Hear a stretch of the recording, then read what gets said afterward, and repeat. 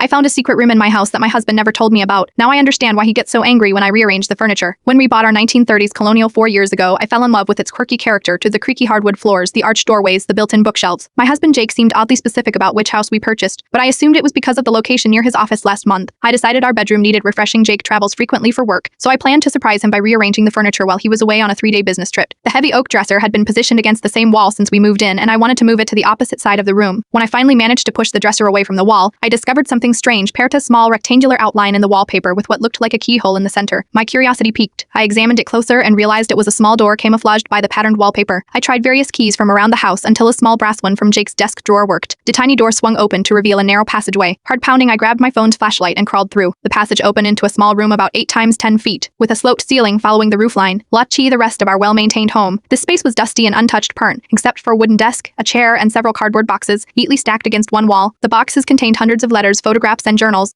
all belonging to a woman named Eleanor. From the dates, they spanned from 1938 to 1972. There were black and white photos of a beautiful young woman with dark hair, sometimes alone, sometimes with a handsome man in military uniform. As I carefully read through the letters, a story emerged. Eleanor had lived in this house during World War II while her husband fought overseas. The letters detailed her loneliness, her work as a nurse, and eventually a forbidden romance with a doctor at her hospital. The hidden room had been her private sanctuary, where she wrote her secret thoughts and stored letters from her lover. The final journal entry, dated 1972, mentioned that her husband never discovered her affair, but the guilt had consumed her for decades. She wrote that she would seal the room up before moving to a nursing home, taking her secrets with her. I was so engrossed in Eleanor's life that I lost track of time. When I heard the front door open and Jake calling my name, I realized he was home early. I quickly gathered everything, crawled back through the passage, and closed the hidden door, barely managing to push the dresser halfway back before he entered our bedroom. Jake's face went pale when he saw the partially moved dresser and the exposed door. "What are you doing?" he asked, his voice unnaturally calm. "I found a hidden room," I said, excitement overriding my ability to read his expression. "It's full of letters and journals from a woman who lived here during World War II. Her name was Eleanor, and Eleanor Jenkins," Jake interrupted, sitting heavily on our bed. "My grandmother." The revelation hit me like a physical blow. Jake explained that he'd grown up visiting this house, his grandparents' home. He discovered the room as a child but kept it secret when his grandfather was alive, sensing it would hurt him. After both grandparents passed away, the house had gone to Jake's parents, who rented it out for years before deciding to sell. "When it went on the market, I had to buy it," Jake said quietly. "I couldn't bear the thought of strangers finding her private thoughts, judging her for mistakes she made during an impossible time." "Why didn't you tell me?" I asked. "I wanted to protect her memory," he said. "And honestly, I was afraid you might think less of me." Coming from a family with that kind of secret, that night, Jake showed me photographs of his grandparents I'd never seen before: Portar, his grandfather in his military uniform, looking exactly like the man in Eleanor's photos, and later pictures of them as an elderly couple still holding hands. "He adored her until the day he died," Jake said. "Never knew about the affair. I think that's why I get so defensive about the furniture placement. Part of me is still that little boy protecting Hyos from a truth that would have destroyed him." We decided together to read through Eleanor's journals. Her later entries revealed a woman who had made peace with her past and found deep, genuine love with her husband after the war. She wrote about Jake as a child, calling him my second chance at goodness. The dresser is back against that wall now, but not to hide the door. Jake installed a proper hinge and lock. Eleanor's room is no longer a secret. What it's become, our shared connection to the past. A